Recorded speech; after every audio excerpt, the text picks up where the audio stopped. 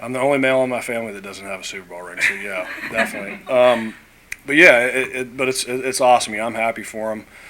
But it's something too that I'm going to use during the course of this season, this off season, for motivation, because you have to. All these experiences that I experience in life, I try to use. Every person I come in contact, you have to take something from them that works for you. And so with him, that's one of the stressful games of the year. I'm thinking about what I have to do on that Sunday, and then for 2 Sundays, I'm looking over like hoping he's doing well as well. So that's one of the most stressful games of the year for me. But I'll take those things, those little tidbits from my father and from Britton that he's been able to accomplish. Oh yeah, definitely. Anytime I have any kind of questions, I obviously go to my dad. He's kind of experienced a little bit of everything in his life, and so it's nice to have that kind of a resource and somebody I can just call, have on speed dial and call. And then with Britton now, he has an experience that I hope to experience this year, and going to a Super Bowl and winning, and he punted really good in that game.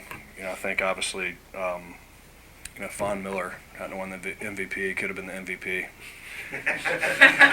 If that ever happens. No, but it's cool. It's cool that he got to experience that and watch that game. I mean, because he really did. He kept that return game at bay and hit some balls out of bounds that were pretty great punts. And so now I have somebody I can call. I hate calling little brother and asking advice, but I'm gonna have to in this situation. I did not. No, I actually went to the first one, and I was like, man, I don't know if I was unlucky or what, but I decided to stay back with family and kind of take care of some business that I needed to take care of, and kind of watch from the 50-yard line on the TV. If it had been Eli, they could have been getting shots at you.